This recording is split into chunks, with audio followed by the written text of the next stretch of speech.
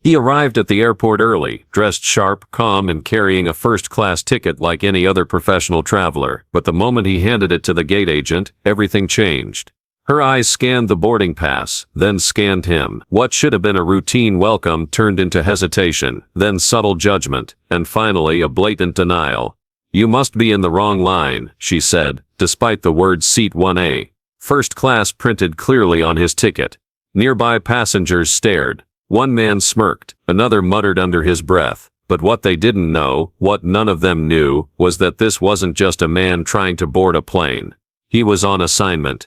An undercover federal auditor sent to test how this airline treats passengers of color. What started as a case of casual prejudice was about to spiral into a national scandal at 30,000 feet. And when the truth came out, the people who thought they were in charge would realize they were the ones being watched all along. It was a typical Monday morning at JFK Airport, chaotic, buzzing, and businesslike. The kind of morning where suits outnumber sneakers, where lattes are clutched tighter than briefcases, and where everyone seems to be in a hurry to prove their time is more valuable than everyone else's. Gate C-18 was unusually crowded.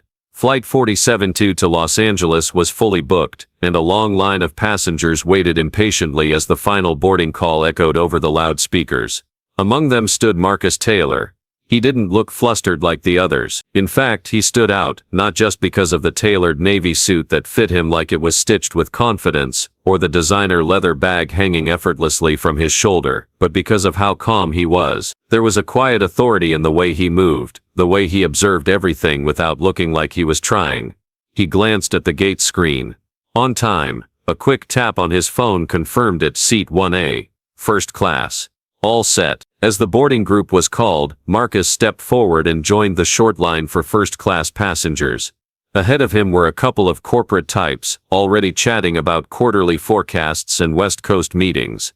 One glanced back at Marcus, then quickly looked away. When it was Marcus's turn, he approached the gate agent with a polite smile and handed over his boarding pass.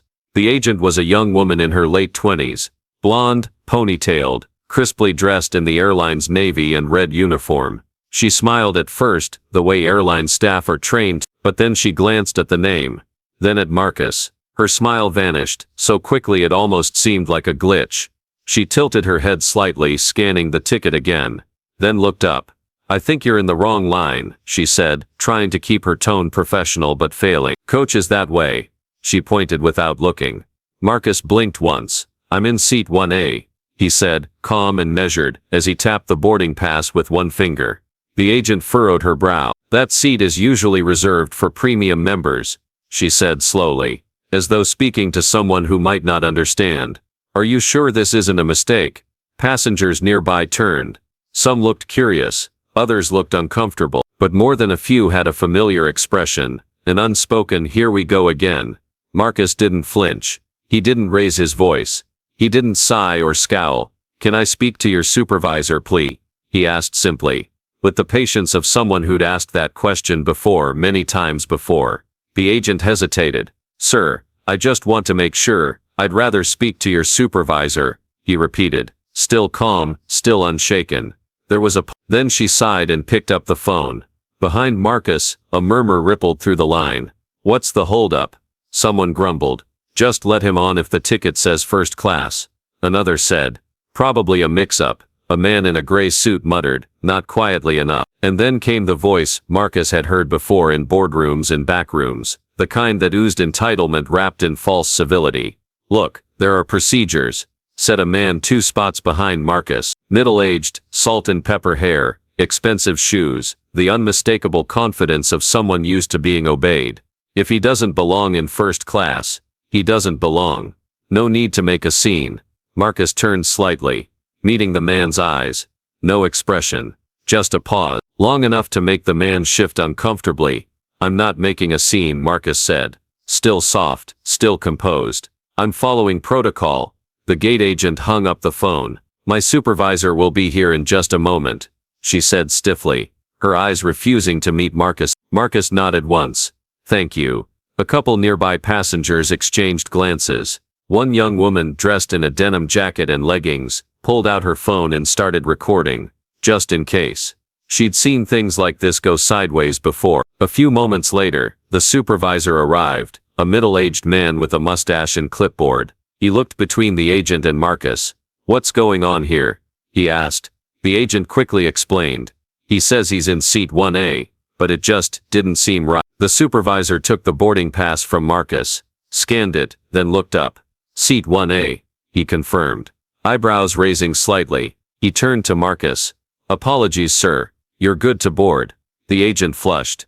"But I thought you thought wrong," the supervisor said quietly. Marcus nodded and stepped forward, but before he crossed the gate, he paused. He turned slightly toward the agent. "Not angry, just measured. You might want to be careful with your assumptions," he said. "They don't always land where you think." And then he boarded just another man with a ticket. But something had shifted. People were watching now. Whispers followed. Phones were out. That calm, quiet man had just said more with a few words than most say with a microphone. What no one knew, what no one even suspected, was that this flight was about more than getting to Los Angeles. It was a test. A very real, very official one.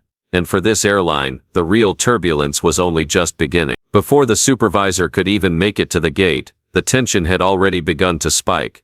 Out of the first-class boarding group stepped a man who practically dripped arrogance. He wore a tailored gray designer suit, his cufflinks glinting with each dramatic hand movement. A gold watch peeked from beneath his sleeve, the kind worn less to tell time and more to show status. His face was hard and narrow, and his voice, when it rang out, was sharp enough to silence a 10-foot radius. "This is ridiculous," he said, shaking his head and gesturing to Marcus like he was an exhibit. "First class is for professionals. Let the man wait like the rest of us." The agent didn't say anything, but her posture straightened a little, as if bolstered by his support. Marcus remained silent. He didn't even look at the man. He kept his eyes forward, hands relaxed at his sides, his breathing slow. The man wasn't done. "I travel this route every week," he announced, mostly for the crowd's benefit. "And I've never seen this happen. These seats are reserved for people who earned them." A few people nodded in vague agreement. Most stayed quiet, but everyone was watching.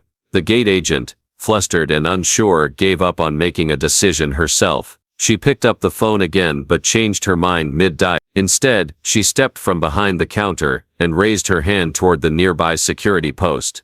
Within seconds, a TSA officer was at her side. "Is there a problem here?" the officer asked, looking between the agent and Marcus. The gate agent pointed at Marcus. "He's trying to board first class, but the ticket doesn't seem right. He got defensive when I asked questions." Marcus raised an eyebrow but still didn't speak. The officer turned to him, calm but firm. "Sir, I'm going to need you to step aside for a moment, so we can sort this out." A slow exhale left Marcus's lungs. He wasn't angry. He'd seen this scenario unfold too many times to be surprised. But even now, after everything, the disappointment settled in the pit of his stomach like a rock. He nodded once. "Of course," he said quietly. And then he reached into his blazer, slowly, deliberately. The TSA officer stiffened just a bit. So did the gate agent. The man in the designer suit smirked. But what Marcus pulled out wasn't a wallet, or an ID, or even a boarding pass. It was a sealed envelope. Thick, white, stamped with a metallic emblem. The eagle insignia in the upper corner was unmistakable. So was the small gold seal marked United States Department of Transportation, Federal Transit Oversight Division. Marcus held it up between two fingers, then handed it to the officer. "Before you make another mistake," Marcus said, locking eyes with the TSA officer, "you should know, I'm here on a special assignment." A beat of silence passed. The officer took the envelope, turned it over, read the emblem, and suddenly his demeanor shifted. He stepped back slightly, straightening his posture. "One moment, sir," he said, voice lower now. "Let me confirm something." He stepped aside and radioed for his supervisor. Meanwhile, the gate area buzzed with new energy. People leaned in. Phones discreetly captured video. The woman in leggings from earlier was now fully recording, her eyes wide. The designer suit man scoffed. "Oh, so now he's waving some fake government letter. Is that the game?" A younger man standing nearby turned to him. "Maybe keep your mouth shut until you know what you're talking about," he said. The suit wearer frowned but didn't respond. Marcus stood still, letting the envelope do the talking. He didn't need to convince anyone. The wheels were already in motion. Less than a minute later, A TSA supervisor in a Navy windbreaker arrived. He looked at the envelope, scanned Marcus's face, and nodded. "I need to speak with you privately," he said. Marcus nodded. "We can talk here." The TSA supervisor hesitated, but Marcus added, "I'm not breaking any rules. I have a first-class ticket. Let me board the plane, and I'll take it from there." The supervisor paused, then said, "Understood." He turned to the gate agent. "Let him through." But she started, panic rising. "No buts. He's cleared," the supervisor said firmly. The gate agent stepped back, her cheeks flushed with confusion and something dangerously close to embarrassment. Marcus took his boarding pass back, stepped forward, and approached the gate. But before walking through, he turned to the designer suit man and said just 4 words, quiet but cutting. "You just failed too." The man stiffened but said nothing. Marcus disappeared down the jetway. Inside the aircraft, he didn't head to seat 1A immediately. He made a brief stop near the cockpit, whispered a few words to the lead flight attendant, and handed her a second smaller envelope. Then he took his seat, adjusted his cuff, and finally allowed himself a moment of stillness. Back at the gate, the supervisor looked at the agent, shaking his head. "You never know who you're talking to," he muttered. The agent didn't respond. She just stared down the tunnel, where a man she thought didn't belong had just rewritten the entire flight's future, without raising his voice once. Marcus stepped onto the plane not as a passenger, but as something far more significant. He moved with purpose, not bothering with overhead bins or the usual first-class pleasantry. Instead, he walked straight past his assigned seat, past the curious glances and whispered comments, and stopped in front of the cockpit door. Without hesitation, he knocked twice. The lead flight attendant blinked, startled by the unusual move. "Excuse me, sir, I'll need you to take your seat," she said. Marcus didn't answer. The cockpit door clicked open from the inside, revealing the co-pilot, who gave Marcus a subtle nod and stepped aside to let him through. Gasps and murmurs echoed from first class. "Did you see that? Who is he? I thought he was just..." No one finished their sentences. No one had to. Inside the cockpit, Marcus handed a sealed folder to the captain. It had a clearance level stamp, and a clear instruction label. "Confidential, compliance operation, in progress." The captain, a veteran pilot with over 20 years of service, scanned the folder silently. He glanced at Marcus, then gave him a single nod of acknowledgement. Not surprise, not resistance, just understanding. Within minutes, the captain stepped out into the cabin and walked up to the intercom. A hush fell over the cabin. Even in coach, people stopped mid-sentence. The captain cleared his throat and spoke calmly, but his words cut through the air like turbulence. "Ladies and gentlemen, due to an onboard federal investigation, we ask for your cooperation during this flight. Please remain seated until further notice, and follow all standard crew instructions. Thank you for your patience." It was the kind of announcement no one expects on a commercial flight. Passengers looked around, confused. Eyes darted to Marcus, who was now speaking quietly to the head flight attendant. "What kind of investigation? Are we safe? Is this a security threat?" But no one had answers. Not yet. Marcus stepped out of the cockpit area, clipped a slim black badge to the lapel of his suit, and took his seat at 1A. The badge was barely larger than a business card, but the gold lettering caught the light. Federal Transit Authority, Internal Compliance Division. Marcus Taylor wasn't just any government worker. He was a federal auditor, trained to conduct covert, in-flight evaluations of airline staff, policies, and behavior, particularly in areas like racial bias, discriminatory treatment, and passenger protocol violation. This wasn't just a random audit. It was a targeted operation, and this airline had been flagged based on multiple complaints. Marcus had spent weeks compiling reports and analyzing passenger data. The airline had an unusually high number of documented incidents involving people of color being denied first-class upgrades, disproportionately targeted for random checks, and receiving subpar in-flight service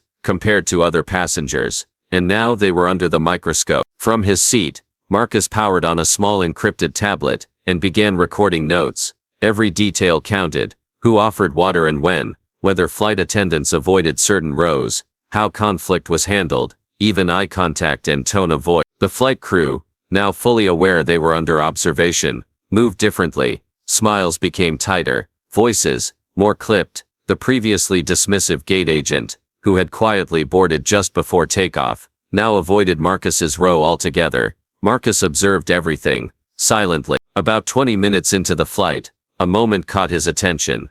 A black mother seated in economy pressed her call button. Her toddler had spilled juice, and she needed napkin. The flight attendant serving coach, one Marcus had already seen greet white passengers, with practiced warmth, rolled her eyes, sighed and said, "I'll get to it when I can. We're busy up front." Marcus made a quiet note, then tapped a button on his tablet. A hidden microphone embedded in his watch was capturing everything. Meanwhile, up in first class, a flight attendant offered champagne refills and warm nuts to every other passenger, except Marcus. Not once did they offer him a drink or even make eye contact. To the passengers, Marcus was invisible again. The man from the gate incident had disappeared back into his expensive phone and ego. Most had gone back to scrolling, sipping and speculating, but a few were watching him closely now. Among them was the young woman in the denim jacket from earlier, who'd moved quietly to coach. She hadn't stopped recording. In mid-flight,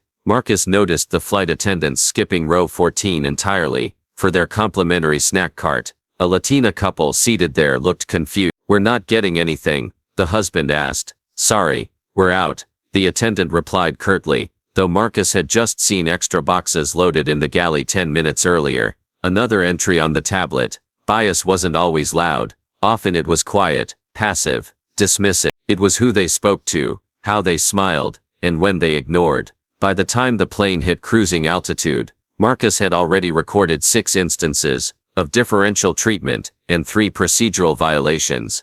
This wasn't just a failing grade, it was a crash course in everything wrong with unchecked bias. At 30,000 feet, still, Marcus remained calm. He didn't confront, he didn't accuse, he simply watched, because that was the power of his role, not to punish in the moment, but to bring down the entire broken system from within. When the flight began its descent into Los Angeles, Marcus had seen enough. He closed his tablet, removed his badge and folded his hands in his lap. The real turbulence for the airline was just about to begin. After they landed, the flight had been cruising smoothly for a little over an hour. Below them, the country stretched out in ribbons of farmland, deserts, and city clusters. But inside the plane, tension flowed silently from aisle to aisle. Marcus remained still, seated in 1A, blending back into the background. But he wasn't relaxed. Every blink, every gesture, every pause from the crew was being logged in his mind and noted on his encrypted device. The audit wasn't a checklist, it was a living story, unfolding in real time. He tracked everything: which passengers were greeted by name, who received refills without asking, how often crew checked on passengers, in row 1 versus row 20, how long the black and brown passengers waited for assistance, compared to others. By the time drink service wrapped up, patterns were already clear, subtle, but consistent, polished, but unmistakable, a study in soft-spoken bias. But then things escalated. Across the aisle in 1C sat the man who had berated Marcus at the gate. His name, as Marcus had learned from the passenger manifest, was Mr. Carlton Bishop, a senior executive at a corporate consultancy firm, with a habit of traveling first class, and treating every seat like a throne. Bishop had remained relatively quiet since takeoff, buried in his phone, sipping a bourbon, but as the flight progressed, the liquor loosened his tongue, and his mask. A woman seated behind him, mid-30s, biracial,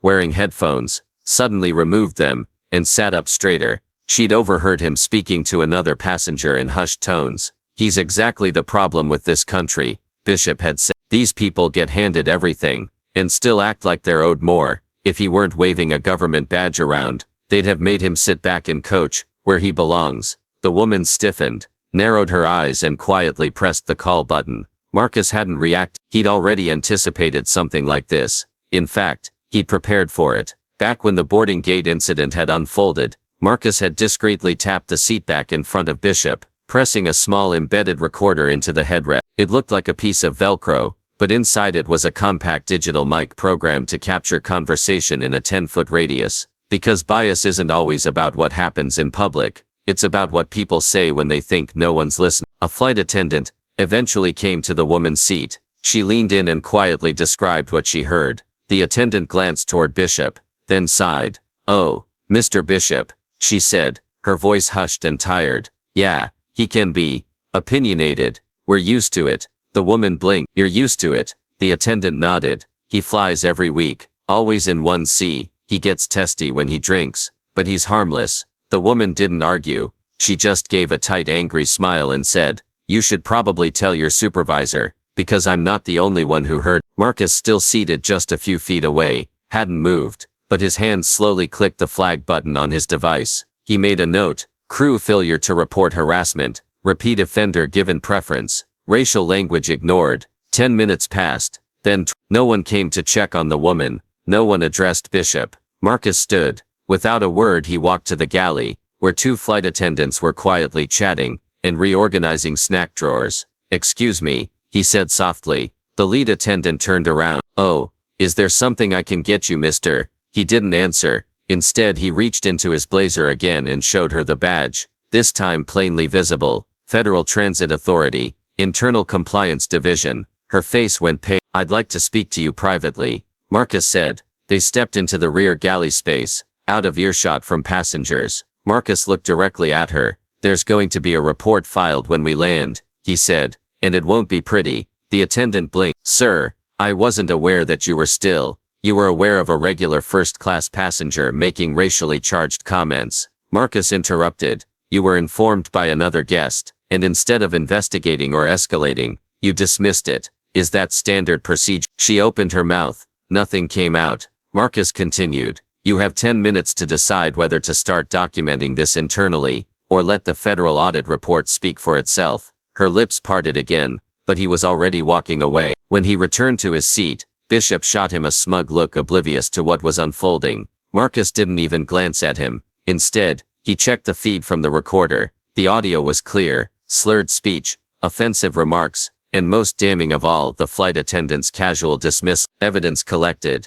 Case complete. The young woman behind Bishop caught Marcus's eye. She mouthed a silent thank you. He gave a nearly imperceptible nod. Meanwhile, in the galley, panic had begun to spread among the crew. Whispered conversations, frantic rechecking of procedure. A call was placed to corporate. Marcus had seen this pattern before. The realization that the consequences were real, what they thought would be another swept under the rug incident, was about to go on the official record, with time-stamped audio, flight logs, and full passenger testimonies. For the airline, this was no longer a bad flight. It was a liability report with wings. As the wheels of Flight 47 and 2 touched down on the runway at Los Angeles International Airport, a strange silence settled over the cabin. It wasn't the usual post-flight fatigue. It was something heavier, something unspoken. Passengers looked around cautiously, as if they could feel the pressure in the air, but couldn't quite name it. Marcus Taylor sat still, his tablet now secured in his bag, his badge no longer visible. His role, however, was far from over. He watched the cabin crew make their landing announcements, still trying to smile, still trying to act normal, but their nervous glances said everything. The plane taxied slowly toward the gate. From the window, Marcus could see a few people waiting near the terminal entrance, official looking, but dressed in civilian clothes. He recognized the stance, the stillness, the way their eyes scanned the plane even before it stopped. Federal office. The moment the aircraft doors clicked open, things moved quickly, but not in the way most passengers expected. Marcus stayed seated. Instead of first-class passengers disembarking, 4 plainclothes federal officers stepped onto the aircraft. No fanfare, no announcement, just calm, deliberate action. They approached the front of the cabin, and quietly gestured to the gate agent, who had just stepped onto the jet bridge. Her eyes widened in confusion. "Ma'am, please step aside," one officer said, flashing a badge discreetly. "We'd like to speak with you privately." She was stunned. "Is this about the passenger from New York?" "Look, I didn't mean anything by. Please come with us." 2 of the officers turned their attention to the flight crew. The head flight attendant and her direct superior, both of whom had been logged in Marcus's report, were also pulled aside. They weren't handcuffed. There was no shouting, but the message was clear: you are no longer the ones in control. From behind his sunglasses, Marcus stood, adjusted his bag, and made his way off the plane as the other passengers watched in a stunned hush. Outside the gate, a small press crew had already assembled. A local reporter and a camera operator, tipped off anonymously just before the plane landed, stood near the terminal doors. As Marcus stepped through, the camera lens turned to capture the moment. Click, flash, film rolling. They didn't get much of a reaction. Marcus didn't wait. He didn't grandstand. He simply walked through the terminal like any other traveler, except the world around him was now watching. Within 2 hours the story broke online. Black man denied first class turns out to be undercover federal agent investigating airline bias. Within 4, it was trending across social media. Marcus Taylor, Seat 1A, Dignity in Silence. News outlets from CNN to BuzzFeed were racing to cover the full story. The leaked footage from the boarding gate, the audio clips of the racist passenger, the captain's unusual mid-flight announcement, all of it pieced together like a movie script gone viral. But it wasn't fiction, it was real, and it hit a nerve. The airline issued a public apology by that same day. We are reviewing our policies, and are deeply sorry for the experience Mr. Taylor encountered. Discrimination has no place in our company or on our flights, but it was too late. The apology, corporate polished and sterile, couldn't undo what the world had already seen. A man treated like a threat simply because he didn't fit someone's expectation of what first class should look like. And then came the consequence. By the end of the week, the gate agent was placed on immediate administrative leave pending investigation. The flight crew involved were suspended for failing to follow anti-discrimination protocol. Federal auditors announced a broader industry-wide review of airlines with high complaint ratios. The airline's stock dipped 4% in the first 48 hours after the story broke. But amid the firestorm, Marcus didn't speak to the press. He didn't tweet. He didn't do interview. He didn't need to, because the footage, the badge, the facts, those spoke louder than any microphone ever could. Back in Washington, Marcus submitted his report, a detailed time-stamped evidence-packed case file. It would become one of the most cited examples of operational bias in transit audits over the next decade. But Marcus had already moved on. He was back at his desk a few days later, prepping for the next flight, the next case, another assignment in another city, where people still judged others by their skin before seeing their worth. And that was fine with him, because he wasn't doing it for fame. He wasn't trying to trend. He was doing it for the quiet ones, the overlooked, the wrongly profiled, the passengers who never made headlines, but carried their dignity through every delay, every gate, every whispered judgment. He did it so they wouldn't have to. Epilogue. The internet buzz faded. The story became a reference point in diversity training and corporate compliance manual. But those who saw it, truly saw it, remembered one thing most clearly. Marcus Taylor never raised his voice. He didn't argue. He didn't threaten. He just stood firm, showed his badge, and let the truth do the talking. Because sometimes, real change doesn't arrive with noise. Sometimes it walks onto a plane in a tailored suit, sits in seat 1A, and leaves behind a trail of accountability. What happened on that flight wasn't just about a seat, it was about how people are perceived, and how often bias hides in plain sight. Marcus didn't just expose one airline's discriminatory behavior, he exposed a deeper truth, that assumptions can be dangerous, and silence can be louder than protest. When backed by purpose, the incident sparked national conversations. New policies were drafted, training procedures changed, and quietly, Marcus returned to his next assignment, because for him it was never about headlines. It was about holding people accountable, no matter how high they fly. Thanks for watching. If this story made you think, or feel something, don't forget to like, share, and subscribe for more powerful, true, inspired stories. And remember, sometimes the most powerful person in the room is the one everyone underestimated. Drop your thoughts in the comments below. Have you ever experienced or witnessed something like this? Until next time, stay aware, stay kind, and never stop asking questions. End screen with soft fade-out music and video suggestion.